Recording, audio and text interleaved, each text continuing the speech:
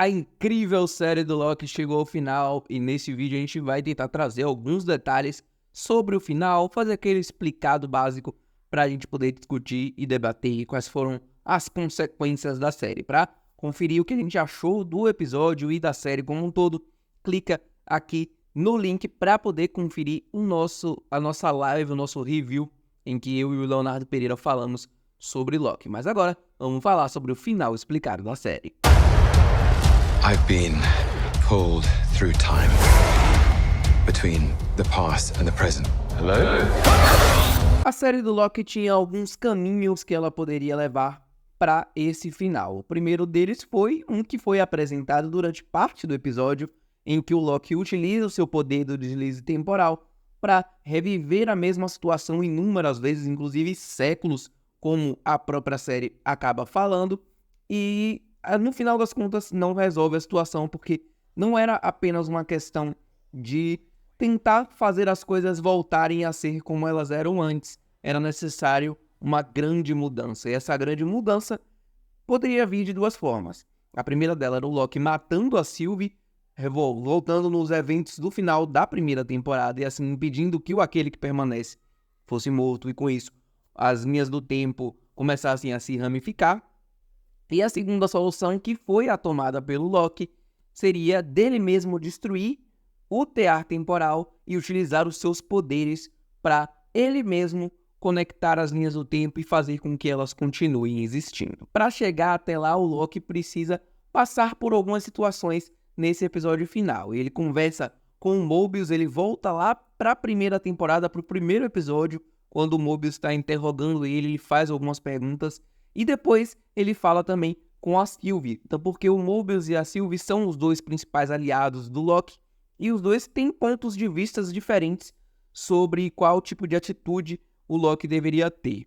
Enquanto a Sylvie é totalmente a favor do livre-arbítrio, sem pensar nas consequências, em instaurar o caos, digamos assim, o Mobius é uma voz da razão, ele vai mais pro lado do determinismo, e como a série nos mostra como o Loki vai também mudando um pouco a visão do Mobius. Então o Loki pega o que ele acha de mais interessante da opinião dos seus dois amigos e toma a sua escolha.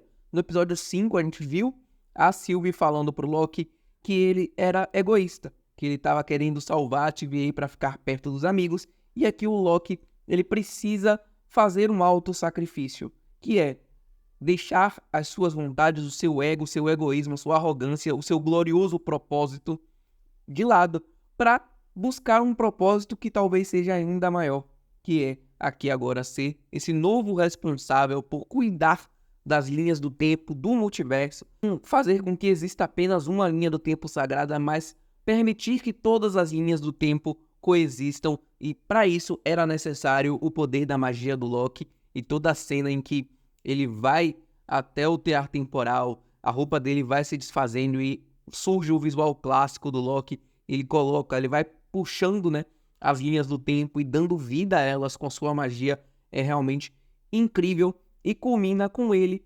criando, né, o seu novo tear temporal, digamos assim, que é a representação da Yggdrasil, que é a árvore da vida, e aqui é a árvore das realidades, do multiverso.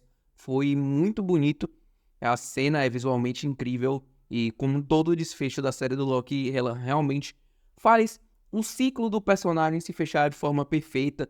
O Loki, que era aquele personagem que primeiro se sentia excluído em Asgard por não ter tão privilegiado quanto o Thor, depois ele descobre que ele não era um asgardiano de fato, ele vira vilão do primeiro Thor, vira vilão dos Vingadores, ele ajuda eventualmente o Thor em Mundo Sombrio e em Ragnarok, ele acaba sendo morto em Guerra Infinita, volta em Ultimato, uma versão um pouco anterior dele, e aqui na série dele ele vai crescendo. Você vê como o Loki chega no primeiro episódio, ele fala que vai colocar fogo na TVA, que ele quer destruir aquele lugar.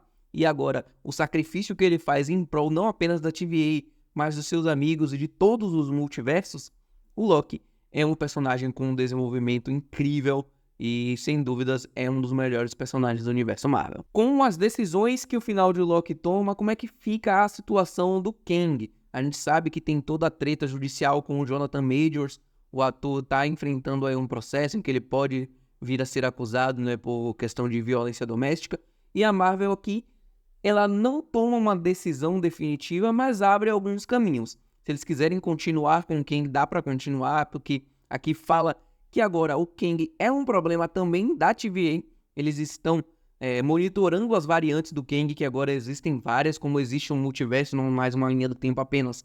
As variantes do Kang existem, porém, eles não têm ligação com a TVA.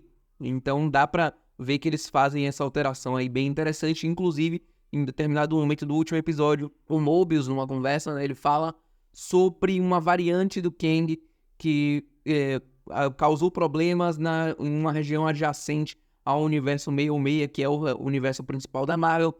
E quando ele fala disso, ele está citando o que aconteceu em Quantumania, os eventos de Quantumania, o Kang preso no reino quântico, e com a situação foi resolvida pelo Homem-Formiga e sua família naquele filme, mas fica aí essa menção a saber que a TVA está de olho nas variantes do Kang agora. Se a Marvel quiser deixar a TVA tomando conta do Kang nos bastidores e modificar as coisas daqui pra frente, dá pra fazer, como também dá pra eles seguirem com o Kang como vilão e a TVA e o Loki serem responsáveis por, de alguma forma, juntar um time de heróis em guerras secretas para combater essas variantes do Kang. Eu acho que esses dois caminhos ficam bem abertos aqui.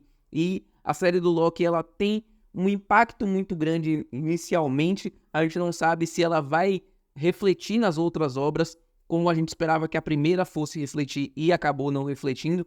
Mas se eles quiserem usar os eventos de Loki como um impulsionador das tramas que envolvam a saga do multiverso nas outras produções, o caminho fica muito bem pavimentado. Então é isso, galera. Esse foi o meu entendimento sobre o final da série do Loki. Eu acho que ela tem um final super redondinho, um final excelente, que fecha o arco do personagem de forma incrível, que deixa essa possibilidade em aberto, tanto dele voltar, como dele apenas ficar nos bastidores, sendo essa figura responsável por cuidar das linhas do tempo. E foi um trabalho incrível. Toda a equipe de produção da Marvel em Loki foi inacreditavelmente muito bem feita, e o que os fãs da Marvel esperam e que eles querem é isso, é um cuidado, que todas as produções tenham um cuidado com ambientação, com roteiro, com atuações, com edição, com efeitos especiais, como a série do Loki teve, que com certeza, se esse padrão de qualidade for mantido, a gente vai parar de ouvir toda hora a galera querendo decretar o fim da Marvel. Like no vídeo, se inscreve no canal, acompanha aqui